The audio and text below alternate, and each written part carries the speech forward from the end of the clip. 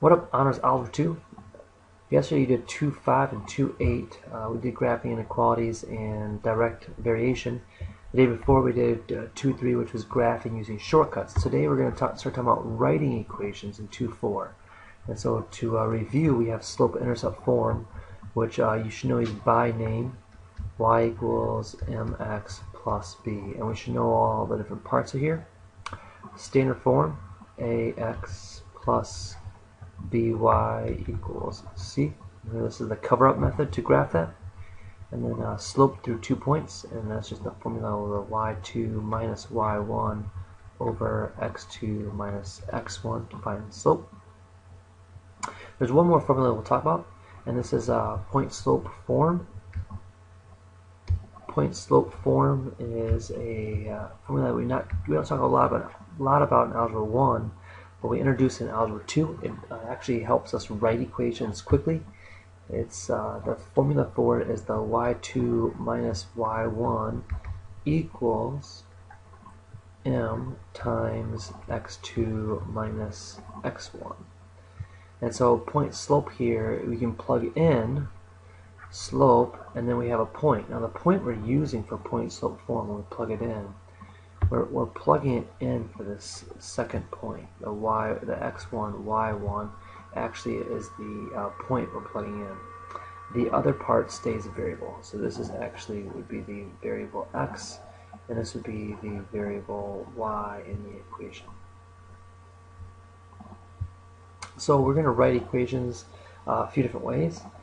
We're going to do all of them all ways except for one way in the video. We'll do the last way we'll save for class tomorrow. So then the goal is to write equations of a line in slope-intercept form. So we want to write in slope-intercept form when we're done.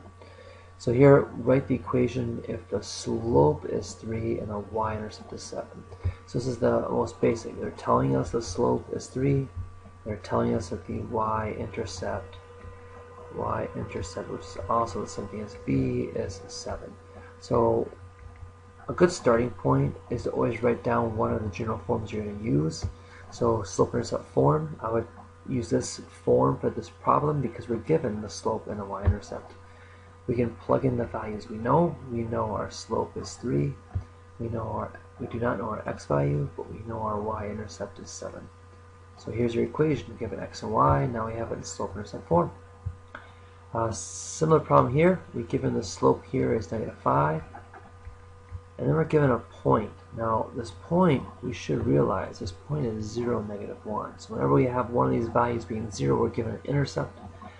The x value is 0, so we're given the y-intercept, so we're still given our b value as -1. So we can still go right to slope-intercept form.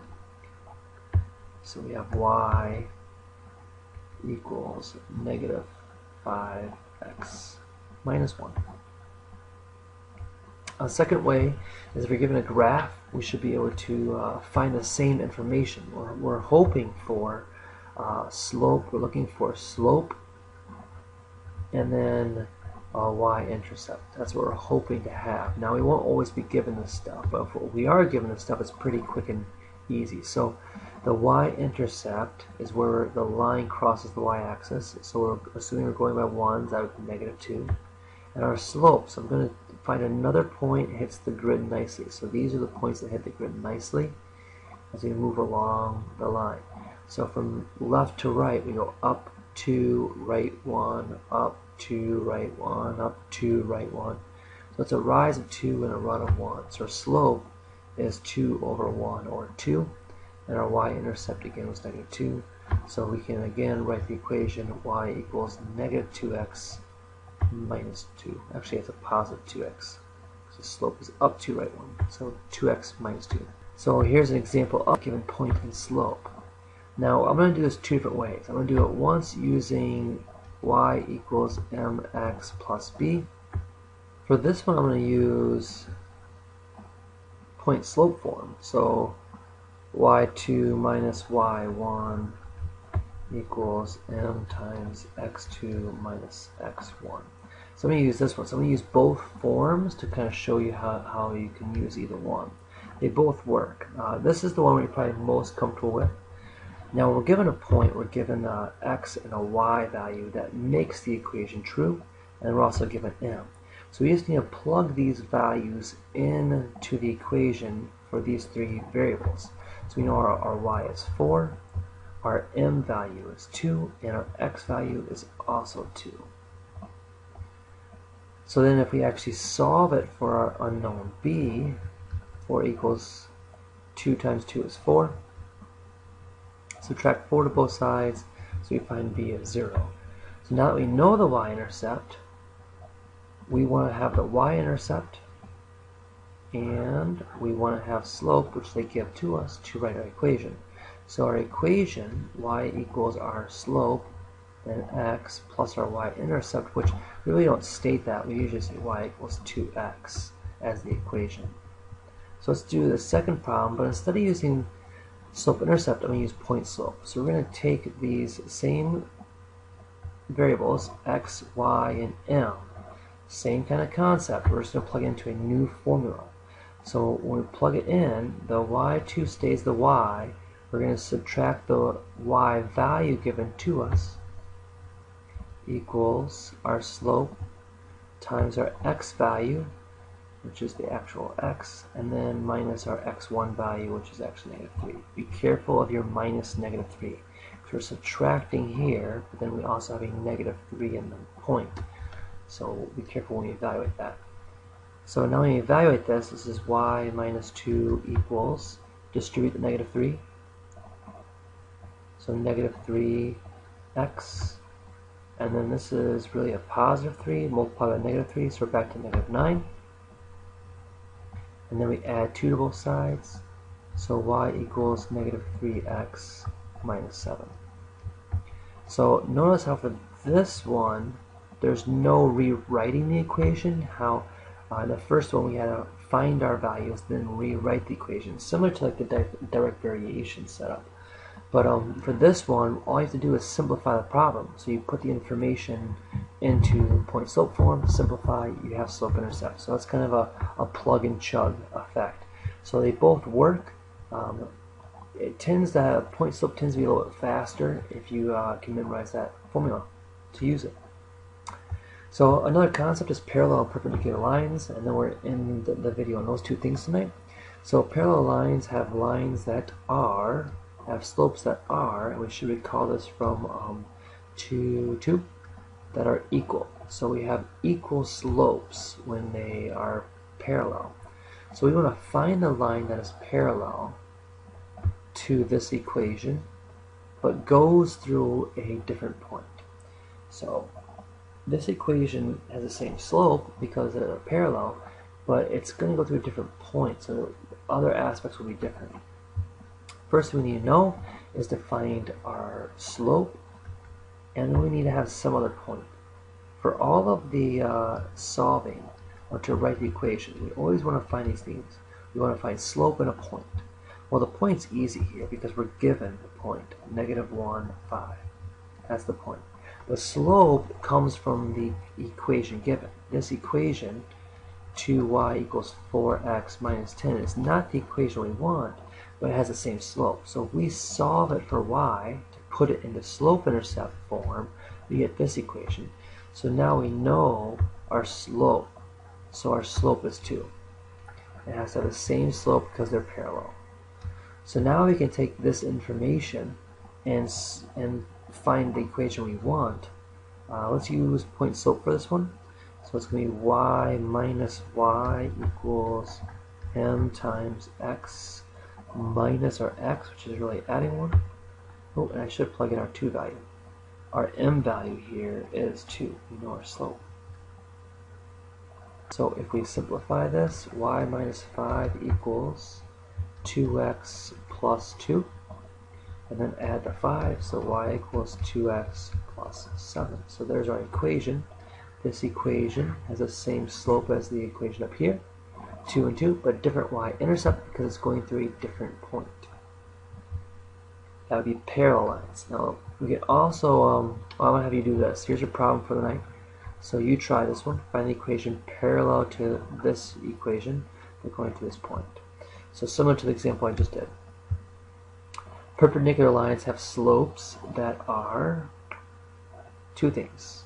Opposite, so the sign positive, negative, they have to be different, and they have to be reciprocals. So if they are perpendicular lines, they have to have both of these things to be perpendicular. So a perpendicular slope to -3 is, it has to have the opposite sign, so it has to be positive. It has to be reciprocal. So this is -3 over 1, so we would need positive 1/3. So these two slopes would be perpendicular, or create perpendicular lines. So let's find a perpendicular line to this one going through a different point. So again, we need two things. We need a point and we need slope.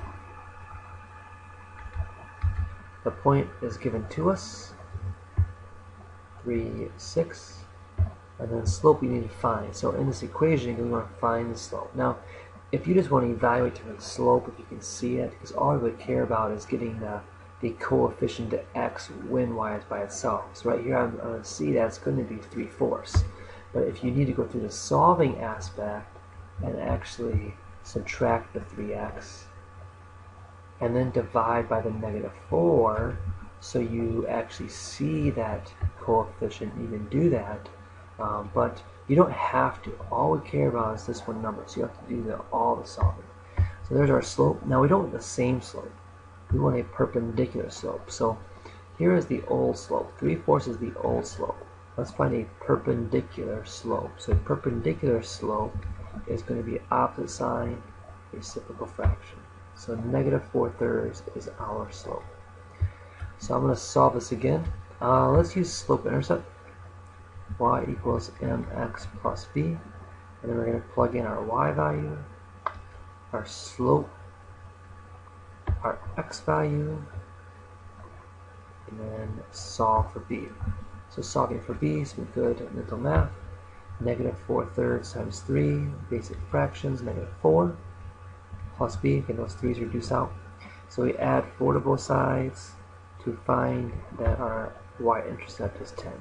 So now we have to rewrite our equation, and that's the bummer about the slope-intercept form, using that instead of point-slope form. So y equals our slope, -4/3 x plus 10. So there's the perpendicular line. So here we go. The other problem I skipped on the graphing.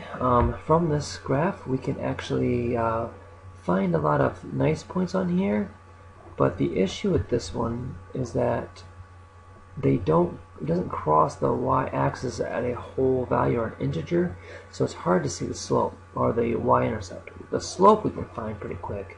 Right 4, down 1. So rise is actually down 1, and we go right 4, which is our run. So it's -1/4 is our slope. But we can't find our y-intercept like we did in the first problem. So for this one, similar to ones we just talked about, is using a point and slope.